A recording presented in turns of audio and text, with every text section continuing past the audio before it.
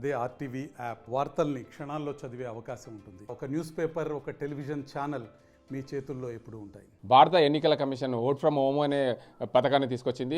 ప్రతి ఒక్కరు కూడా ఓటు హక్కు వినియోగించుకునే దిశగా, ఏదైతే ఓటింగ్ శాతాన్ని పెంచే దిశగా వృద్ధులు, వికలాంగులు ఖచ్చితంగా ఓటు వేయాలనే ఉద్దేశంతో ఈ పథకాన్ని రూపొందించింది. ఓట్ ఫ్రమ్ హోమ్ అనే పథకానికి సంబంధించి నిజామాబాద్ పార్లమెంట్ పరిధిలో 1758 మంది ఓటర్లు ఉన్నారు. అదే నిజామాబాద్ అర్బన్ నియోజకవర్గంలో చూసుకుంటే మొత్తంగా వృద్ధులు 33 మంది ఓట్ ఫ్రమ్ హోమ్ అనే దానికి సంబంధించి అప్లై చేసుకున్నారు. వికలాంగులు కూడా 26 మంది ఓట్ ఫ్రమ్ హోమే అనే పథకానికి అప్లై చేసుకున్నారు. ఏదైతే ఓట్ ఫ్రమ్ హోమ్ ఏదైతే గతంలో పోస్టల్ బ్యాలెట్ అయితే ఉంటుందో దానికి పోస్టల్ బ్యాలెట్కి అనుగుణంగా దాంతోపాటు ఇంటికే వెళ్ళి ఓటు వేసే విధంగా అధికారులు దీని అంతటికీ రూపొందించారు. ఎన్నికల కమిషన్ దీనికి సంబంధించి పూర్తి నియమ నిబంధనల ప్రకారం ఏదైతే ఓటింగ్ పాయింట్కి వెళ్ళి ఓటు వేసే విధంగా కాకుండా ఇంటికే అధికారులు ఇక్కడికి ఓట్ ఫ్రమ్ హోమ్ అనే దానికి సంబంధించి బ్యాలెట్ బాక్స్, దానికి సంబంధించి అన్నీ తీసుకొచ్చి ఓట్ ఫ్రమ్ హోమ్ అనే పథకాన్ని రూపొందించి దానికి అందరికి సంబంధించి ఎన్నికల అధికారులు అయితే ఇంటికి వచ్చి ఓటు వేసే ప్రక్రియ చేపట్టారు. దీనికి అందరికి సంబంధించి సార్ చెప్పండి, ముఖ్యంగా ఓట్ ఫ్రమ్ హోమ్ అనే దీనికి సంబంధించి మీరు తీసుకొచ్చారు, ఇక్కడ ఓటింగ్ చేయిస్తున్నారు, ఎలా ఉంది దీనికి సరళి? ప్రతిస్పందన చాలా బాగుంది సార్. దీంట్లో వృద్ధులకు మరియు తర్వాత వికలాంగులకు మరియు తర్వాత దీర్ఘకాలిక వ్యాధులతో బాధపడుతున్నటువంటి వారికి కూడా ఇది చాలా సౌకర్యకరంగా ఉంది.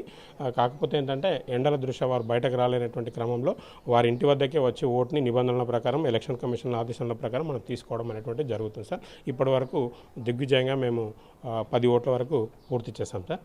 సో ఇప్పుడు న్యూ హౌసింగ్ బోర్డు కాలనీ నిజామాబాద్లో మేము ఉండడం జరిగింది సార్. అంటే మొత్తంగా నిజామాబాద్ అర్బన్ నియోజకవర్గంలో ఎన్ని టీంలు ఉన్నాయి? ఆ టీంలో మీది ఎన్నో టీము, ఎక్కడెక్కడ పోతారు? ఎస్, మా టీంలలో భాగంగా మాది మొదటి టీము సార్. ఇది గంగస్థానం మరియు న్యూ హౌసింగ్ బోర్డు కాలనీ, తర్వాత చంద్రశేఖర్ కాలనీ 3 భాగాల్లో 3 ప్రాంతాల్లో విస్తరించి ఉంది. దీంట్లో మొత్తం 2 టీములుగా గుర్తించారు మాకు.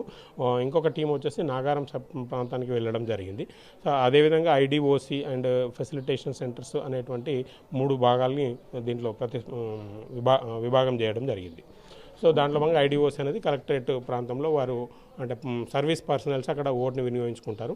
ఫెసిలిటేషన్ సెంటర్లో మరి ఎసెన్షియల్ సర్వీసెస్ వాళ్ళు, మిగతా వాళ్ళు వారి ఓటును వినియోగించుకునేందుకు ఈ పథకాన్ని ఎలక్షన్ కమిషన్ తీసుకురావడం అనేటువంటిది చాలా ముదావహమైనటువంటి విషయం, అందరికీ ఉపయోగకరంగా ఉంది.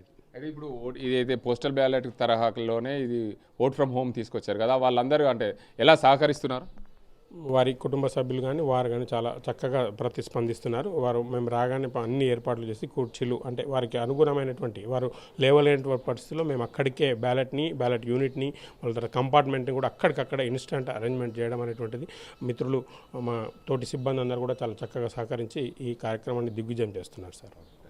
మొత్తంగా చూసుకోవచ్చు, ఎన్నికల కమిషన్ నియమ నిబంధనల ప్రకారం ఓట్ ఫ్రమ్ హోమ్ అనే పథకాన్ని తీసుకొచ్చారు. ఎన్నికల కమిషన్ ఏదైతే ముఖ్యంగా ఎన్నికలకు సంబంధించి ఓటింగ్ శాతాన్ని పెంచాలనే ఉద్దేశంతో ఈ పథకాన్ని రూపొందించారు. దీనికి అంతటికి సంబంధించి వృద్ధులు, వికలాంగులు ఎవరైతే ఓటు హక్కు వినియోగించుకోవాలనుకొని ఇంటికి నుండే ఓటు హక్కు వినియోగించుకునే వారికి 13 నుండి 14 శాఖలకు సంబంధించిన వారందరూ కూడా ఓటు హక్కు వినియోగించుకోవాలనే ఉద్దేశంతో ఈ పథకాన్ని రూపొందించిన నేపథ్యంలో ఈ పోలింగ్ శాతాన్ని పెంచాలనే ఉద్దేశంతో కూడా ఏదైతే ఉదయం 7 గంటల నుండి సాయంత్రం 5 గంటల వరకు ఉంటుండే పోలింగ్, అయితే ఈసారి పోలింగ్ శాతాన్ని పెంచాలనే ఉద్దేశంతో సాయంత్రం 6 గంటల వరకు కూడా పెంచిన నేపథ్యంలో ప్రజలందరూ కూడా ఓటు హక్కు సద్వినియోగం చేసుకోవాలనే ఉద్దేశంతో ఎన్నికల కమిషన్ ఏదైతే ఏర్పాటు చేసింది దీనికి అంతటి సంబంధించి సక్రమంగా జరుగుతుంది.